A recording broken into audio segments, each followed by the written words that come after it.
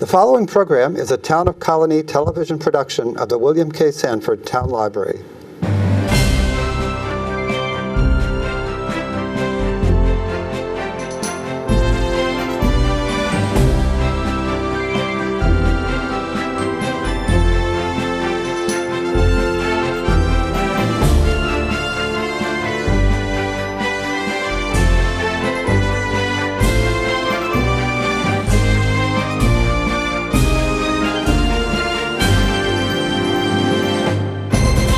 Well, welcome to Getting to Know You. My name is Joe Nash. Today we're going to have a very special guest. We're going to be talking about the Grant Cottage up in Wilton.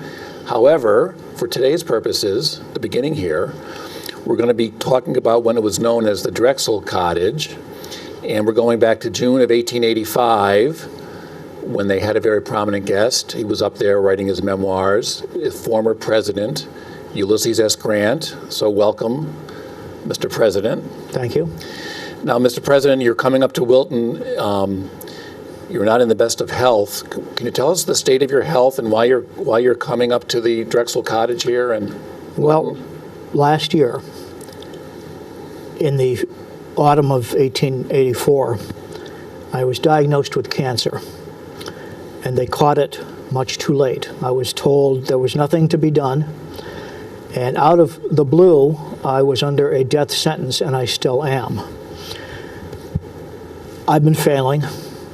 There's no getting around it. My wife very much is praying for a miracle, but it's not going to happen. As well, earlier in 1884, I was suddenly broke. The man who was president of our bank stole every dime we had. Suddenly, Julia and I truly were flat broke.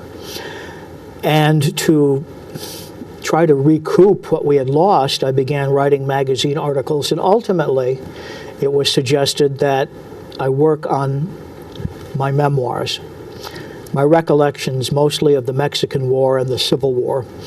And Mark Twain said he would publish the book, and he's convinced that it will sell very well. But it's not done yet, and that is what leads me to Drexel Cottage. Julia and I live in New York. The summer's coming on.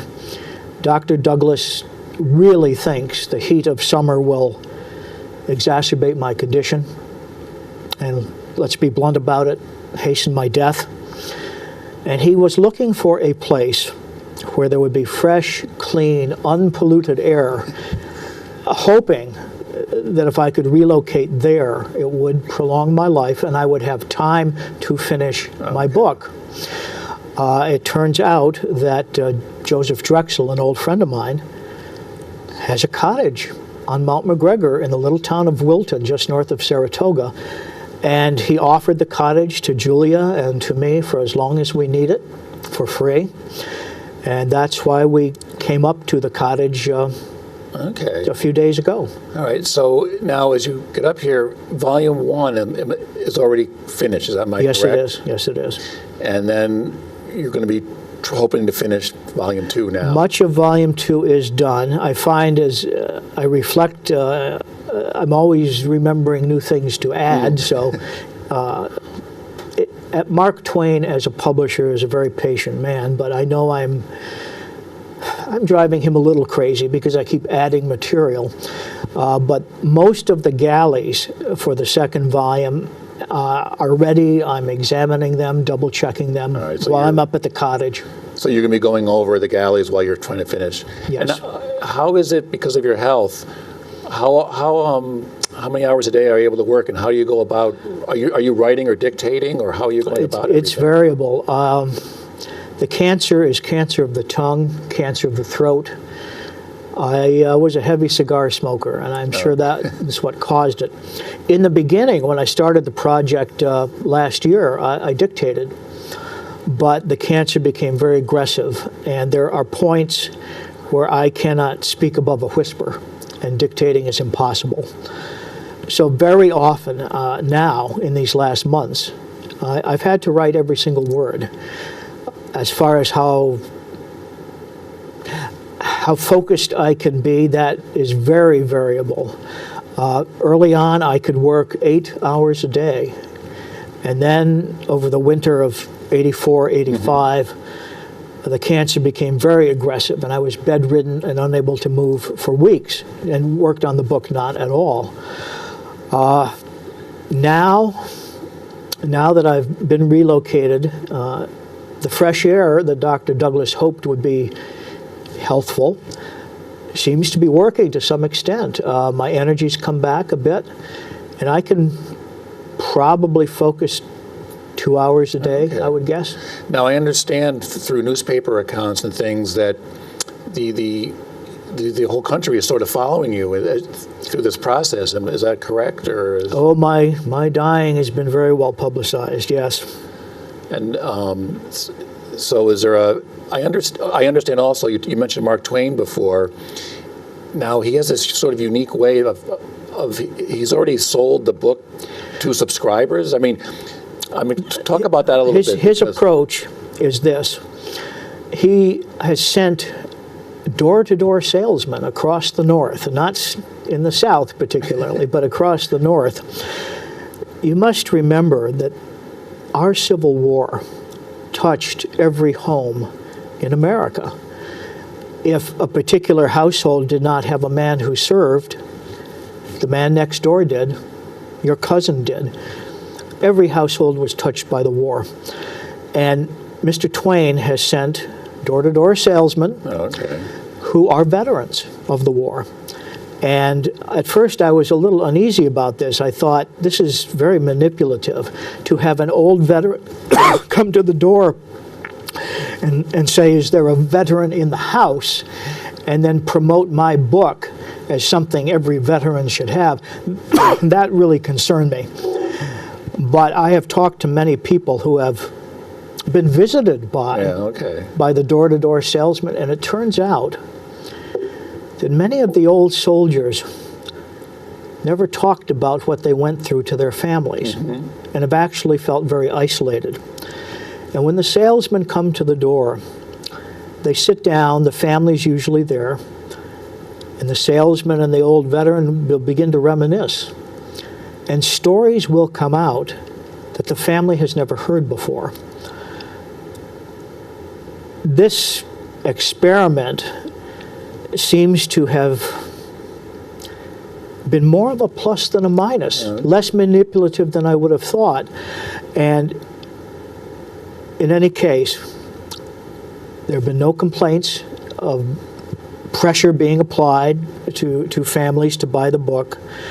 And the idea is that you put $2 down now, and when the book is completed, it'll be delivered to your door, and you can pay the remaining $8. Do you know how many at this point have been sold already before the publication?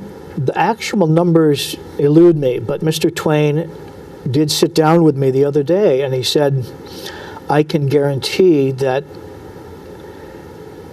Julia and your family will receive at least $450,000 from the book sales. He said that's guaranteed through the subscriptions, and that is the peace of mind that gives me. I can't put into words. So these veterans that are going out, the salesmen, I've read, are they actually sometimes wearing their old uniforms? Some of them are. And again, when I heard that, I thought that is just too. It puts an unacceptable pressure on the recipients of the call, but it actually hasn't worked out in a negative way. It's, as I say, the old veterans, they're opening up.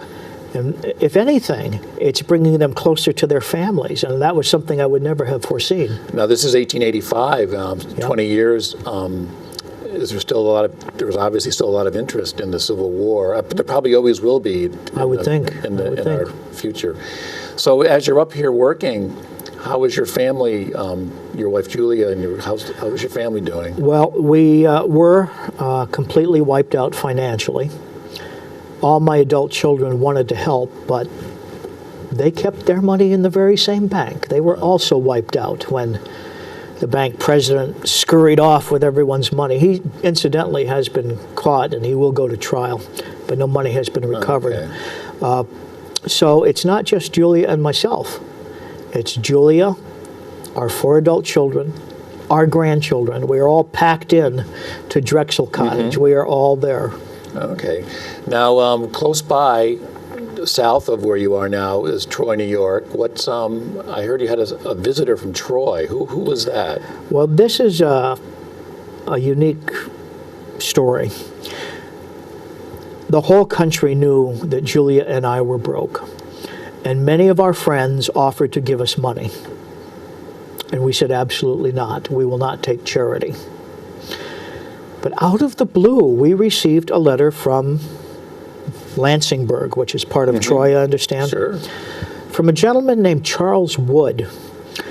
And in it, he enclosed a check. We actually got 2 letters. The first check was for $1,000. The second check was for $500. And in the first envelope was a letter. And the letter said, this is not a gift. This is a loan. This is a loan, and I expect you will pay me back eventually, which is what I wanted to hear. That is an honorable arrangement.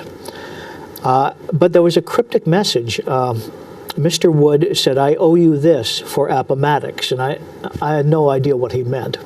But now I do. Mr. Wood came up to the cottage yesterday, and we had a conversation. Now, Mr. Wood didn't serve in the war, but he had 2 brothers who did, and one never came home. He was killed in the Shenandoah Valley. His other brother came home to say, the last man in my regiment was killed on April 9th, 1865, the very day Lee surrendered to me. And Mr. Wood's brother said, if General Grant had not acted the way he did, if he had not made the rebels believe that if they laid down their arms, no harm would come to them, they would have fought on, and more men would have died. And Mr. Wood's brother was very grateful for how and when the war ended. And so Mr. Wood, in his note, when he said, I owe you this for Appomattox, that is what he meant, that the killing would not go on. And he said something that warmed my heart. I told you I began to write magazine articles immediately after we lost the money. Yep. I received enough from the magazine articles to repay Mr. Wood. Oh, okay. And he told me yesterday, he said, you know, I told you it was a loan, but I didn't care if I got the money back or not. In fact, I didn't want it back. But since it came back to me, General Grant, I want you to know what I've done with it. I've divided that money in half, and I have sent 50% of it to New York City, to a charity there, and 50% to South Carolina, to Charleston. There was an earthquake there.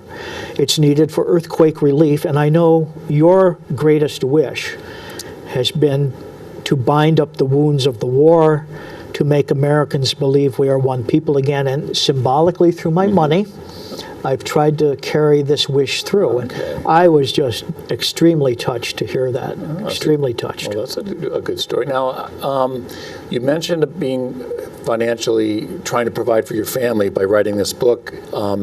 Is it safe, or is it fair to say that you're writing the book in some ways, or are you writing the book to somehow correct a perception of you? Were you controversial as a general? Or as a leader? Well, I was, absolutely. But that was not my reason for writing the book. There will always be multiple interpretations of what the war was about, what it meant, what the aftermath meant. I have strong views on that. I wrote the book to present my views of what happened and why. Not to refute anyone else, not to argue with them about their caricatures of me. I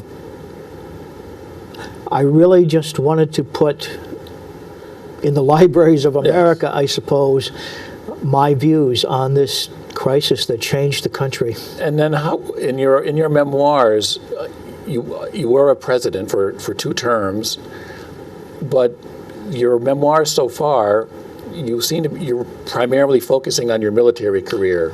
I will not. I don't have the time. Oh, okay. I'm running out of time. I said to my doctor just a few days ago, I'm not really a noun anymore. I am not a man. I am not a noun, a thing. I am more of a verb. A verb implies movement, and I am suffering and I am declining. And if I have even a few weeks left, I will be very surprised. I don't have time to talk about the presidential years. I wish I did. Okay, and a question, one thing you write about in your volume 1 here, is it true that you fought in the Mexican War? Did you think were you against that war? Was that I was. Was that an unjust war in your view? It was, absolutely. And I was faced with an ethical or moral dilemma. I saw the war as a land grab. Mexico had done nothing to instigate the conflict. I saw the war as a land grab in behalf of the slave power of the South. We had finally outlawed the importation of more slaves. The question now was, would slavery be extended into the new American territories? And as you know, there have been arguments over that repeatedly. But the South saw seizing the lands from Mexico as a way of opening up more of the West to the slaveocracy. Mm-hmm. I was opposed to it. I had to make a decision. Either resign from the Army and speak out, or stay in the Army and do what all soldiers must do, hold their tongues and carry out orders. I opted to stay in, to hold my tongue and to carry out orders, and I have wondered to this day if I made the right decision. Okay. Well, I think it's great that you can be so honest, and if Volume 2 has the level of honesty, I'm sure it'll be a successful book. I understand Mark Twain has visited you while you were while you been up here. What was that? How long did he stay? 3 days. Oh, okay. 3 days. And was he helping you with the final? He had brought up some of the galleys. We sat together. We talked about. He had some thoughts about condensing some of what I had written. I also think he very subtly was urging me just to wrap it up. Oh, okay. But he's a very kind man. He didn't say that in so many words. Now, how did you end up? How did you know Mark? How did you become friends with Mark Twain? He was a very famous, our most famous author. I didn't meet him until I was in the White House, and he came through on one of the receiving lines. This was 1868, and he leaned in and he said, "Mr. President, I'm embarrassed. I don't know what to say." And I didn't reply. It's hard to believe Mark Twain would be at a loss for words. That is absolutely my reaction as well. But I didn't say anything to him. I just smiled, he said, enigmatically. 10 years later, the Army of the Tennessee has a reunion. I am the guest of honor. Mark Twain is the featured speaker. He approaches me. He's convinced I don't remember him from the White House. 30 seconds we were together. Mm-hmm. He approaches me, and I said before he could speak, "Mr. Twain, I am not embarrassed. Are you?" And at that moment, he realized that I remembered him, that I had a sense of humor, as he does. I was not well known for my sense of humor, quite honestly. And at that moment, we became friends. And when Julie and I moved to New York, his publishing house is in New York. His offices are there. He was a frequent guest at our house. And I understand he helped you because he knew so much about publishing. He helped you get a sort of a better deal financially? Well, the original contract was with somebody else. And he asked if he could see the contract. And he got very angry. And I know I've heard stories, but I was in the room. Smoke did not come out of his ears. Fire did not come out of his nostrils. And I know he claims that, but no. He just got angry. And he said, General Grant, these people are going to pay you $10,000 for your memoirs. That's a very sick joke. He said, you're the man who, along with President Lincoln, saved the Union and ended slavery. And I said, but Mr. Twain, I understand $10,000 is the conventional payment for an author. And he said, well, yes, but you're not conventional. You're not ordinary. What you have experienced is extraordinary. And then he turned to the last page of the contract and saw I hadn't signed it yet. I had forgotten to sign it. Oh, okay. And right there in my room, he said, I will make you a better offer if you will entertain the idea. I've just started my own publishing house. I have so much faith in your book. I will give you 75% of the profits from the book sales if you'll sign with me and let me publish the book. Well, that does sound like a better deal. Well, if only one copy sold, it would have been a very bad deal. Yes, he said something that, as I think about it, he said, the first book I am going to publish in my new publishing house is one of my own. I've just finished it. Mm-hmm. I'm going to call it Huckleberry Finn, and I think it'll do all right. But your book, I guarantee, will be a bestseller. Oh, okay. What a thing to hear from Mark Twain. Oh. Now, I understand while you're up here at the Drexel Cottage, some former Confederate soldiers visiting you. Is that correct? Yes. That's actually quite true. And we've received hundreds of telegrams from former Confederate soldiers who couldn't make the trip. And again, the message is the same. They did not like my presidency. They did not like how I wished to reconstruct the South. Mm-hmm. But all of them remember Appomattox, and all of them said, we thought you would send us to prison camps. We thought you would execute General Lee. And when you said none of that would happen, and that if we kept the peace, we could go home, we were flabbergasted. This was not what we expected. But we remember it, and we bless you for this. And now, we are praying for you and for your recovery. And the recovery will not happen, but to have these messages from ordinary soldiers begins to convince me that the healing from the war years is happening. Well, then, as you finish up Volume 2 then, and then obviously you're going to be talking about Appomattox and the end of the war, what is your final hope for your book, your sort of final message you're trying to convey to everyone who will read your book, ultimately? My ultimate hope is that the book will be a vehicle to help continue the healing process. I don't think I say a harsh word about anyone in my book, be they Union officers or Confederate officers. I recognize that all those men in blue and gray, whichever side they fought on, were men of honor who believed they were doing the right thing. And I want to acknowledge that through my book. Explain the war as I saw it, but also use my lack of hatred as a model for the rest of the country. Okay. Well, General Grant, thank you so much for being with us, and I'm sure that the way you've explained it, your book will be read probably as long as our country is in existence. So thank you for being here. You're very welcome. Okay, now we're going to switch to the present day. We're going to be talking to Steve Trimm, who is a historical interpreter, he told me, not a reenactor.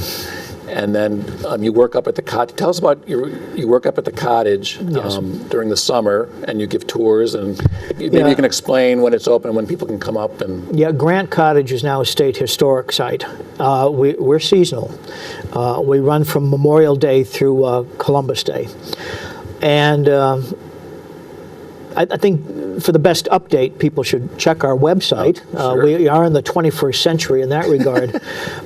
Just Google Grant Cottage, and we're the first thing that'll come up. This past summer you had a record crowds. Yes. Over the years, we've been presenting more programming. Oh, okay. A whole variety of more. Not just tours of the... No. That's why you should go to the website. Okay. And steadily over the last, I would say, 5 years, visitorship has been increasing. And this year, we really broke all records. Now, I know it doesn't sound like much, but 5,600 visitors to Grant Cottage. We are hard to find. They looked for us. They reached us. And we're doing well. Well, it'll be on the screen here, the website. Tell us, what would people see, before we talk about the kinds of programs, what would people see if they took a tour? I understand almost, 100%, literally hasn't been changed or touched since? That's Since General Grant died? That is a little bit of an exaggeration. Grant Cottage, first of all, cottage implies something very teeny. Yeah. It's actually a pretty substantial building. Well, I've seen pictures. Yeah, it is. Yeah. It is. The ground floor is as it was when General Grant and the family were there. The upper floor has changed a great deal because after his death, caretakers moved in to maintain the place, to do tours and so on. They actually lived in the building on the second floor. But the ground floor really is as it was. It's unique, I think, among museums in that nothing is a replica. Everything is original. You can. General Grant had cancer of the throat. He couldn't sleep lying flat. If he did, he would choke to death. He had to sleep sitting up. So he had two chairs. He would sit in the chair, put his legs on one right in front of him. Chairs are still there, right where he sat, right where he worked on his book. So in other words, all the furniture, all the dishes, it's all everything original. is from 1885, the Yes. day. I'm trying to remember now, is there some of the funeral stuff there? Yes, the big, large floral arrangements for the funeral arrived, and they are still there. They have survived.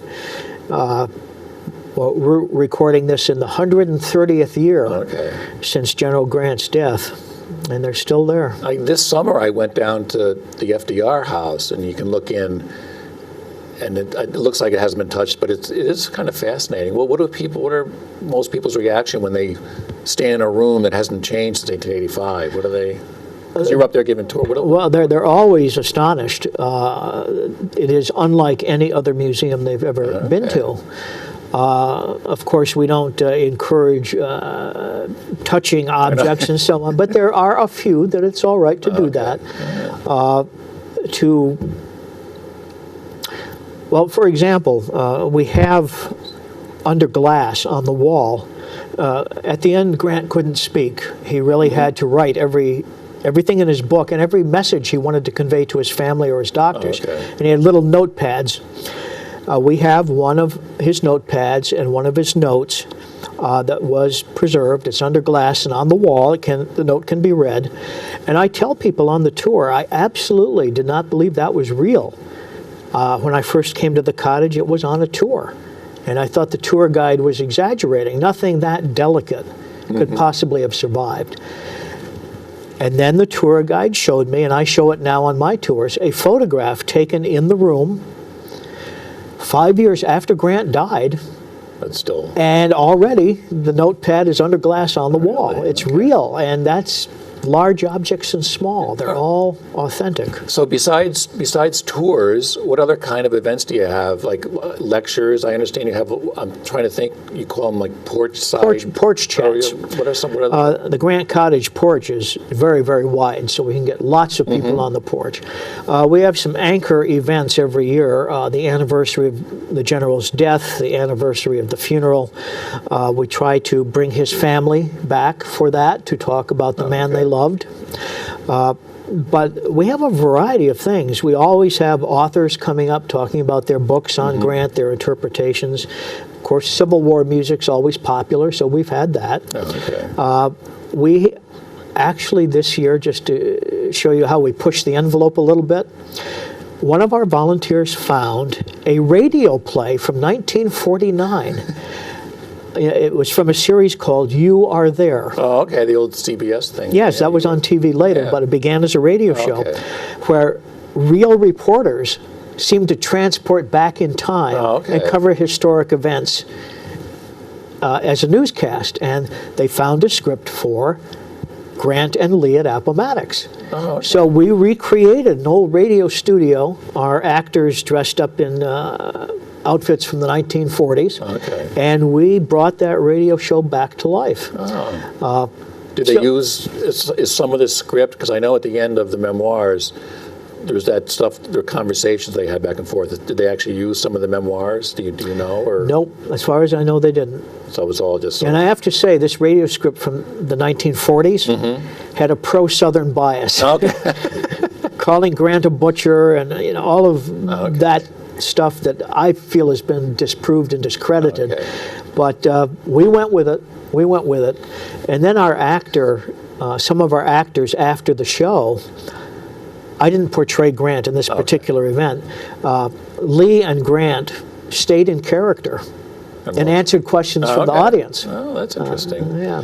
Now, before we end, I just have one more question. You mentioned before we started, we were talking, you don't like the term historical reenactor. You like to be called a historical interpreter. Yes. Could you just tell me a little, could you just talk a little bit about why you use that term? I think more? the facts of history are always up for debate.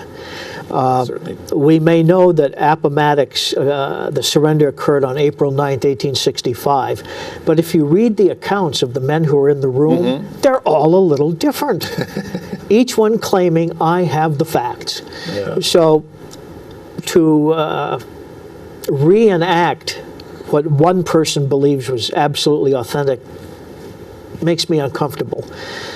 I think they were interpreting what was Yeah. happening before their eyes. And so I will go with what I feel is credible interpretations from the past, but they are interpretations. Yeah, okay. I can't swear that each thing I say is absolutely 100% objectively correct. All right, so the cottage opens Memorial Day weekend? It does. All right, so thanks for coming down, Steve and General Grant. We were glad to be here. Okay, and then the cottage opens Memorial Day weekend. It goes through Columbus Day weekend. Go through Columbus Day weekend. Okay, that's the Grant Cottage up in Wilton. The website will be on the page here, and we will see you next time on Getting to Know You.